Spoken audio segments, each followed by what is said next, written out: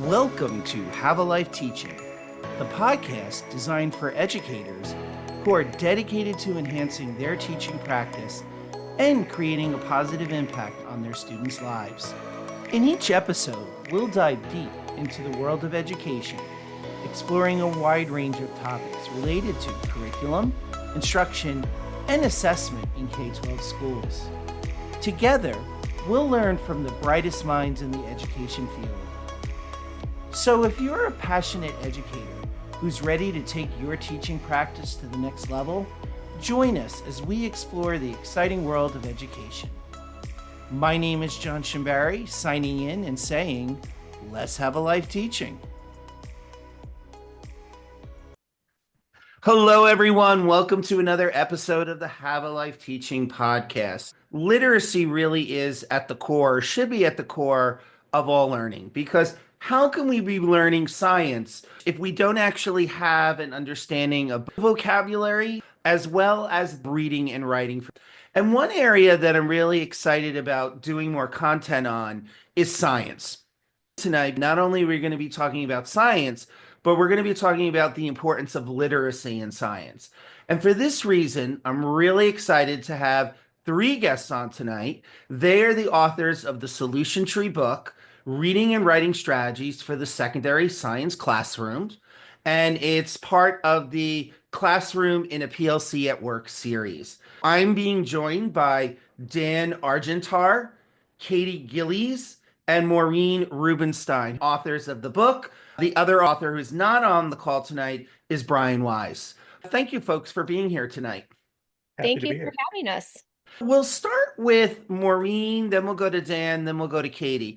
Could you tell us a little bit more about why you collaborated on a book about literacy, specifically in the secondary science classroom? Professionally, I work at a school that is the home of the professional learning community, as well as linked to Solution Tree, as we know that everything is built around the professional learning community. And being a literacy coach, I've had the opportunity to work with teachers in all the different content areas and the different disciplines. And working specifically with science teachers, you learn that one of the most important questions working with them is, how do you read like a scientist? And the science teachers are insiders in that work. And so when they collaborate with us as the literacy coaches or the literacy specialists, our PLC working together as the literacy coach and the content area teachers really helps refine that professional work of how to read like a scientist, how to write like a scientist, and blend all of that together. Dan, how about you? As an English teacher and a literacy coach, one thing that drew me immediately to science was growing up, I was a math science kid. How I became an English teacher is a whole other story. But when the opportunity came to get into literacy coaching, it just so happened that our science teachers eagerly popped in and jumped at the chance to collaborate. So it was interesting to me, as somebody who loves math and science and English, to have the opportunity to meld my expertise as a literacy reading coach and to engage with their expertise in the content area, the sciences, to really have an opportunity to provide resources for colleagues and for other teachers to mentor kids in the language, as Maureen was saying, of writing and reading like a scientist. It really was the perfect opportunity for me and for our series to start with science, because for me, it melded my two passions. Katie? So similarly, actually, science was my favorite subject as well in high school. Also became an English teacher, which is another story. And so I do think it was a really natural place to start, not because of my own passion, but the reality is when we take a look at what we have in front of us in terms of the literacy crisis, which is not a new one. It's been around obviously for decades at this point, and it's not going anywhere. It's not something that we're going to tackle just through an English curriculum, an ELA curriculum, or just through a reading course. It's something that we need to tackle through all of our disciplines, and science is a big part of that, the science curriculum. And if we take a look at our standards in our NGSS standards, there is going to be a rich emphasis on our literacy skills. And so it's really the standards there, the cross-cutting standards. There's a very deep connection there. If we take a look at the inferential process, if we take a look at really the science of reading, it's in these standards. And so it was a really natural place to start. And if we're going to move forward and make progress in what is really truly not just a crisis, but an epidemic, we have to move beyond ELA and we need to really team together. And science is going to be a big part of that. And if we take a look at every single standardized assessment, there's a lot of text on our science assessments. And so it's a very, very natural place to start. You're speaking to the choir. My own coaching work, I say, and very similar to what you say in your book, we're all literacy teachers. Because if our students can't read, if our students can't write to those standards, Katie, that you mentioned, they're not going to get to the content. Or to your point about even testing, if they don't understand the question that is being asked, they're not even going to be able to show what their content knowledge is. We're all literacy teachers. And then also, Dan, Maureen, you were also talking about there's a specific way of reading and writing when you're talking about sciences, when you're talking about discussing and understanding natural world phenomena. There's definitely a different process by which you're accessing reading and writing in that situation than you would, say, in an ELA classroom where you're learning about Shakespeare. You sold me on the reason why. One area I do find some challenges in when I go into schools is convincing particularly secondary science teachers, social studies teachers, although for the purposes of our call tonight, we're going to talk about science. Those non-ELA teachers, there's often some pushback. I'm not an English teacher. I teach science. In your coaching work, working with science teachers, how do you bring science teachers in? What are some of the first things you do with science teachers to get them on board in understanding the importance of building and reading and writing strategies in the science classroom? And we'll start with Dan, then we'll go to Katie, and then we'll go to Maureen. The funny thing is that to get the work started in our school, we leaned on friends.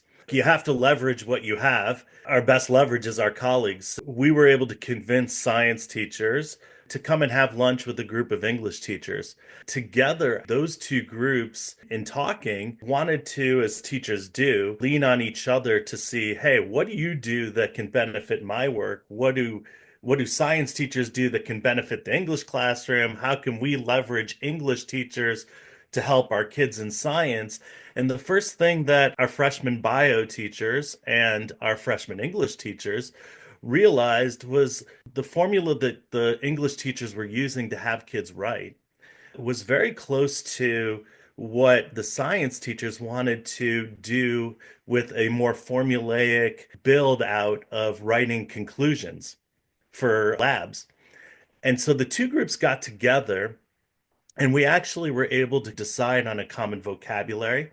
We leaned on Think Serka's work, claim evidence reasoning, and we're able to build out similarities between English and science. And the science teachers really bought in. This makes sense. And our kids can connect the work in science now to the writing they do in English, and it became a lot easier. And once, to be honest with you, your friends can display and find success. And so our friends in science were like, wow, this really worked. And they were really excited about it. It becomes much easier to sell to everybody else. A lot of times when I work with other schools, other teachers, that's my biggest sell point at the beginning. John, your question's a great one. How do we get into this work? How do we sell it to science teachers? And I tell them, your biggest resource are your friends. Sell it to them, do something great, and then the work sells itself. Well said. We're better together and we have more in common across disciplines. And when we do have the opportunity to collaborate and work together, that's when that information comes out and shines and we find these solutions. Another point that has been really meaningful in this work is using data to inform our instruction. As a literacy specialist, we're operating in the framework of the science of reading and working with my science colleagues. The one thing that we all really like to do is to take a look at our data and ask some questions. And when we do that together, that's where we get to some understandings. And that has been tremendously beneficial in my work within my own building, with my own teams, with my science colleagues in my school and outside, and in supporting other schools as we're working on MTSS mapping and curriculum mapping. That's been widely beneficial. And I think that whether we're talking about the science department or literacy specialists, maybe we're in this position with our literacy situation because a lot of decisions have been made in the absence of data and based on a lot of hunches historically. When we have the information and we have the data, we can make informed decisions, or at least we have a lead of something to investigate, taking small steps forward into an inquiry-based approach towards collaboration. More often than not, background knowledge and vocabulary, that always comes up. We just need to start working on something in our department, and maybe science teachers listening to this right now are saying, yes, my kids need academic vocabulary. And we're definitely going to get into some of the strategies. I don't expect you to give me all the strategies in your book because obviously we want people to pick up the book, but we're definitely going to get into a few strategies that you would recommend that science teachers have told you have been very helpful in teaching the sciences through reading and writing. But before we do that, Maureen, how about you? How did you get science teachers on board in your work? So I'm going to piggyback off what both Dan and Katie talked about, bring it together. Dan was talking about leaning on our friends in our buildings and getting them to buy into the literacy and science. And we sit down and we review the data. We look at that information. I'm not going to get into the specific strategies right now because we're going to talk about those. But I think the biggest piece that we feel is really important when we're coaching those science teachers and working with them is that there needs to be some type of tangible takeaway from every single time that we are working with them one-on-one or in a team setting or in a professional development setting. We have learned and again, goes across all the disciplines. We need to make sure that there is time built into our work so that they have something that is created and they can take away and implement in their classroom the next period, the next day, the next week. So that is a lot of times something like Katie was saying, something that focuses on academic vocabulary within the sciences, or that could be a Freyer model, talking about the CER, the claim evidence reasoning, and providing graphic organizers for that. That's where our specialty comes in as literacy coaches and the literacy experts. We can take their content and frame that for them, and they have that tangible piece to then implement with their students immediately. And that's where we then get our science teachers to come back and say, wow, that worked really well. We may want to tweak this or that, but the collaboration then between all of us helps that implementation. And then they keep coming back for more professional development and wanting to work with us.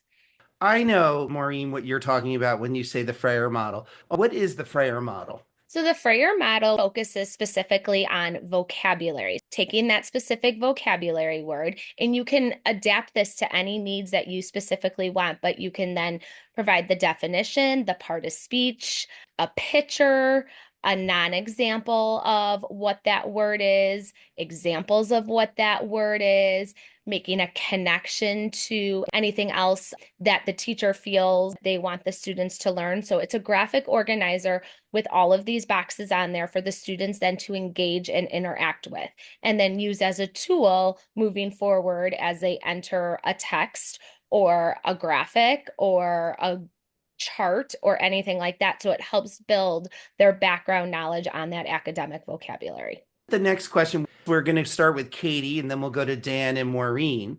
Katie, what are some of the strategies, very quick strategies, easy wins that you would recommend science teachers adopt when it comes to reading and writing strategies?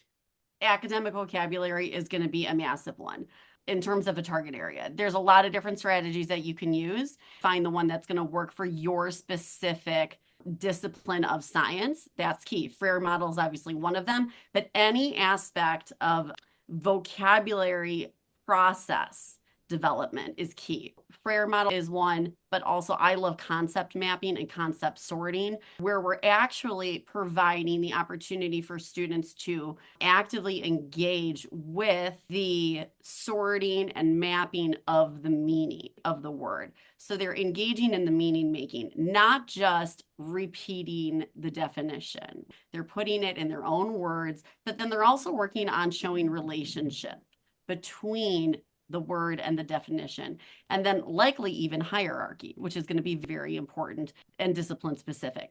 We never have a vocabulary word that is completely independent, usually in a unit. And annotation, text annotation, that's obviously going to be a huge one. And it's a challenge right now, obviously. We have so many online textbooks. Being able to find a way for that to work for your students. And truthfully, you're going to have to do it with your students. You're going to have to model that for your students. And then you might as well just layer a think aloud on top of it, because if you're not actually modeling, when I say model the annotation, I mean you actually have to make that thinking completely visible and go through that verbal process of, it might feel silly, but literally, this is what I'm thinking as I am sorting these words. This is what I'm thinking as I'm reading through this text. We started this conversation, Maureen spoke about, this is how I read this text as a scientist, thinking and reading like a scientist.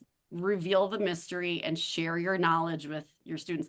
So when you were talking about relationships, that's what really resonated with me, relationships among words. So I would even think in a science context, if an elementary school teacher has students learning about different types of biomes, how are, say, three words related to one another within looking at different types of biomes? I think you hit on something very important there. It isn't just the definition. It is indeed the relationships among words and how those words are interrelated. So I love hearing that. And I just want to emphasize that the think aloud strategy by itself is a glue strategy. That's what turns something into a strategy. It's what turns a worksheet into a strategy. In and of itself, it's not enough, but it's that portability aspect that actually creates that critical learning opportunity for students. Could you give an example of where in a secondary classroom you could be doing these types of vocabulary activities? Biology. Maureen, Dan, something's on the top of your mind. Help me out. Honestly, any bio unit. Anatomy. One of my favorite recent strategies was brought to our attention by one of our SPED teachers. It's called hexagonal thinking. You can have up to typically 16 words is a typical amount. You cut out 16 hexagons and put a word in each one.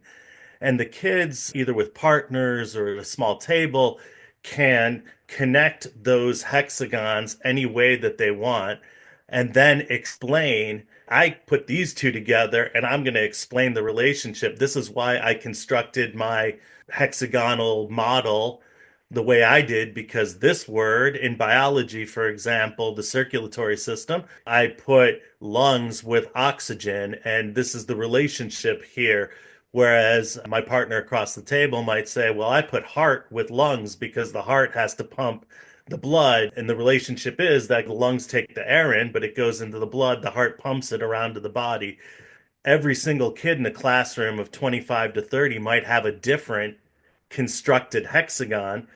And as a teacher, I can do exit slips or short writings where the kids write, hey, just give me two of your connections, or what's the favorite connection, or what's a connection you didn't think about at your table. And it leads to these rich discussions between groups of kids. And you can do that as a predicting or an early on activity where kids are just learning the words.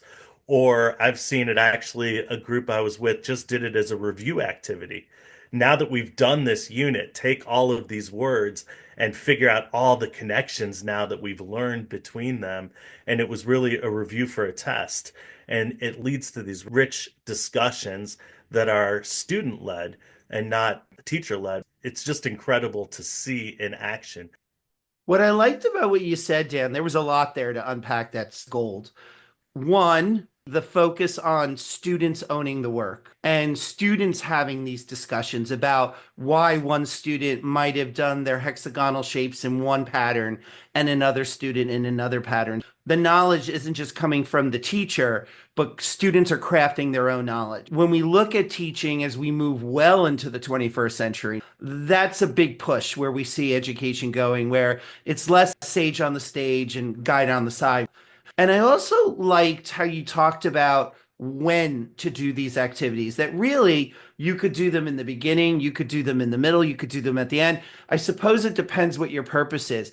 I would almost say you could do them both at the beginning and at the end. When you were talking, Dan, about exit tickets, you could compare their knowledge of putting these words together in hexagonal shapes before you teach, when they just have a cursory knowledge of, let's say, the circulatory system, and then do it at the end of the teaching to see how much richer that understanding of the concepts really is. So I'm glad that you mentioned that.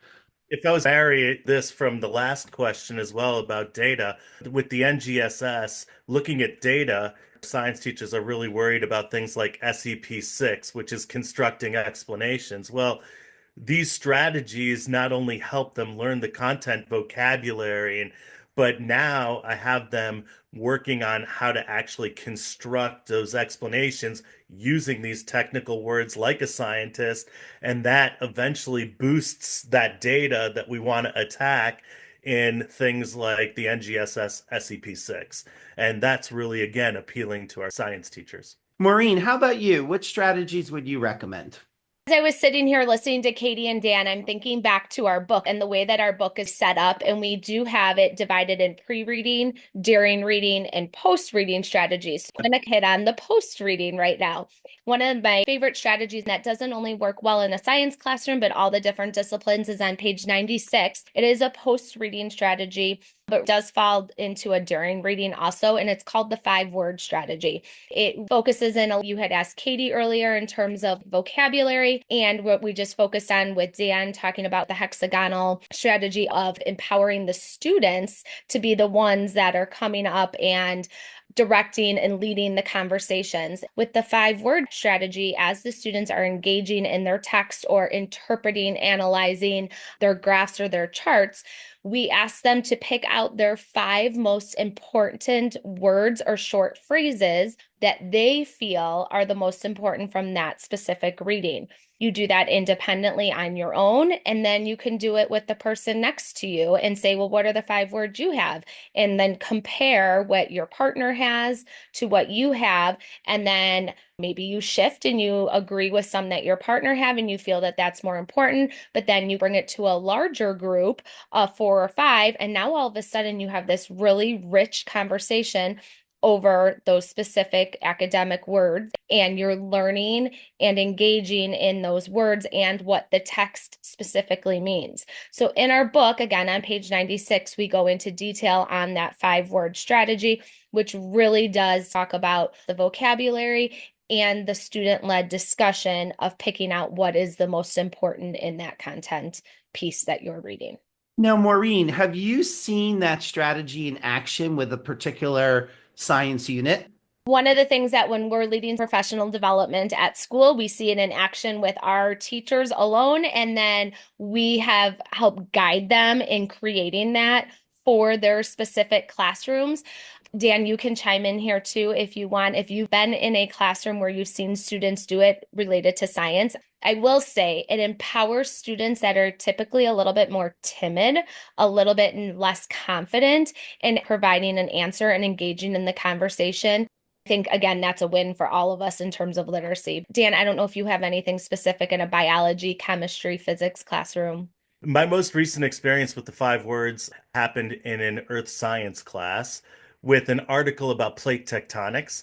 Our earth science students happen to often be struggling readers. The earth science teachers are often open to using strategies to help those kids to bring out their ability, A, to read, but then to have those discussions, because those struggling kids don't always feel like they have things to say. But when you use a strategy like 5 words, well, every kid can read, doesn't matter. They don't have to finish 2 pages. They can read 1 page during the time. They can still pick out words and have a discussion. There's less pressure on kids of all differentiated abilities. No matter how much you read, you can pick out some important words and have a discussion about why your words are important, why your partner's words are important. And what ends up happening is you have all kinds of readers engaged in the language of science, and it is building their literacy skills. But that was really a successful endeavor, was the plate tectonics and having the kids engage with some of those important words. It was amazing to see some of those kids come out of their shells. In our book, we have that as a post reading activity. It really is a during reading and post reading, and you can have more or less a writing assignment as that post also. So it really does have an extension from the reading to the dialogue, like Dan says, empowering those students, and then you can have some type of writing assignment attached to that also. And you know, Maureen, when I think it was you who was mentioning before annotation strategies or having an annotation code. Somebody was mentioning it. You Maybe know, was, if you yes. think so, if you think about that as a during reading strategy, you can connect the 5 word strategy as a post strategy, which fits right into the annotation code. Because even sometimes when I coach folks on having an annotation code, I suggest, for example, using different color highlighters for different parts of text. And I recommend using a specific highlight color for words. So that could be what they're doing during the reading, doing these 5 words activity as that post strategy to solidify the learning. So I'm glad you mentioned that. And then I'm glad that Dan brought up this equity piece, that this is also a strategy to ensure that readers of all levels can engage in the conversation that the class is having. Again, not only just students who aren't native English speakers who aren't as good at reading, but also our multilingual learners. And in communities where there are large multilingual learning populations, I believe this focus on building in vocabulary study within our content areas is going to be key for equity and access. We talked a lot about the benefits of doing this. We talked a lot about how to do it. What have we not talked about that each of you think we as listeners should know when it comes to literacy in the sciences? This time we start with Dan. One thing that, and Maureen can back me up, one thing that I've been really focused in the last year is work by Kelly Gallagher. Kelly Gallagher's most recent text centers on you have to know stuff to read stuff. That was really important to us because one thing that has been a big part of our literacy program is the concept of wide reading. Traditionally, most people think about independent reading or sustained silent reading as something that occurs in ELA and English classes. And my big push, and something we've tried to push across our content areas, and it was really, science did this really successfully, is to give kids access to choice reading and libraries full in our science classroom libraries full of topics that will just engage kids and then giving them time to read unencumbered and unassessed. Kids need to know stuff to read stuff. If we don't have them doing wide reading and lots of reading experiences, then the gaps in what they know and what we want them to read become too large and they can't make it across the gap to the reading. They have to know lots of different background stuff to read what we want them to read. It becomes a big responsibility for our science classes to provide kids choice time just to read and to get to know stuff. We haven't really talked about it's not science specific and it's not a strategy per se, but Katie was talking about the deficits that exist and our struggles as a nation with reading. Well, kids aren't going to read for pleasure as much as we want them to outside of the classroom. So that means we need to build in time to have kids read for fun and to talk about it. And again, specifically, we had our AP Bio team take time out of their college board curriculum to provide 15, 20 minutes on Fridays throughout the year. And they bought each kid a book of their choice from across the sciences. And they held book clubs. And it was hard because they have a lot of content to get through, but they committed to it and it was awesome. Katie, how about you? I'm actually going to take that even a little bit further. I completely agree with Dan. Yes, we need to focus on bringing more opportunities for students to have choice reading, but we need to push it even further in terms of what does choice reading look like and what do we consider a text? And I'm saying that because not all students are going to pick up a novel. We need to be okay with that. And we need to bring in as many different kinds of texts as we can. Whatever is going to speak to our students, we need to be open to. It's an opportunity to honor at-home literacies in our schools and make that very visible. And it's an opportunity to build culture that's going to really honor inclusive community and build spaces of belonging and dignity. Moving towards that model, that alone, and getting staff involved and the modeling of that cultural shift changed so much in our school. It opened a lot of doors for teachers to also then begin discussing disciplinary literacy and teaching strategies and learning strategies. And it started with students being able to choose something that they wanted to read. And I'm glad you said that, Katie, because when you were talking, it was reminding me when I've seen high school students read particularly well thought out books. Thinking, for example, of The Immortal Life of Henrietta Lacks, which talks about HeLa cells.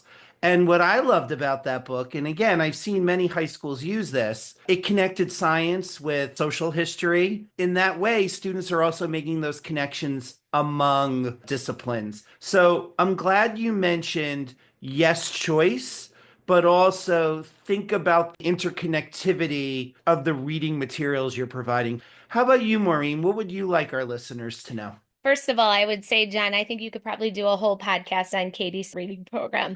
Gone and actually observed it in action, and it's incredibly amazing. But the one thing I was going to say too is linking Katie's reading program that we've seen, what Dan was talking about, and our book. One of the things that in the science classroom really also focusing on not only those students that are reluctant readers, like the special education students on a 504, but our multilingual learners too. Populations are all increasing. And in our book, with all of those strategies, we do provide suggestions, modifications, different things to help support those strategies for those students that are in all of these mainstream classes. They're not all in like a sheltered or an instructional or collaborative type of environment. And looking at those different modifications for those students so that they can be better engaged in that literacy. So, Maureen, where can people find out more information about you and the work that you do? Solution Tree has bios for all of our specific books out there too. Our books are all on Amazon. You can do a Google search. We don't only have science, but we have math, English, social studies, and we do have a leader's guide to help teachers set up a literacy program school-wide, more or less how we started this project and working within disciplinary literacy. Dan? Besides the professional, any of the three of us are often willing to work with our colleagues and answer questions. I respond to emails. We're all in this together to help kids. Happy to respond to questions, send examples, and do what we can to help each other. Again, if we're going to combat our reading rates and our data and our numbers and start the trend moving upwards again, we got to work together. D, last name Argentar, Argentar, at D125.org. And before we go, Katie, Maureen, could we have your email address? It's MRUBENSTEIN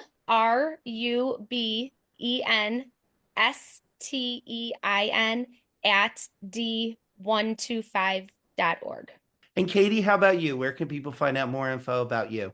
I'm on LinkedIn, and soon I will actually have a website as soon as I finally press publish. That'll be in the new year, and that will be ourlitlab.com. So OURLITLAB.com, and there will be multiple ways that you can connect with me on there. Thank you all so much for your time today. This has been very interesting and illuminating about how we can bring literacy into science, but as you all said, in any of our core content subject areas and the importance of doing that. Thanks for having us. Thanks for having this. This is a great experience. thank you for listening today. I hope you got some great tips that you can bring back into your teaching. Remember, have a life teaching without sacrificing your own. Also, don't forget to subscribe and be well.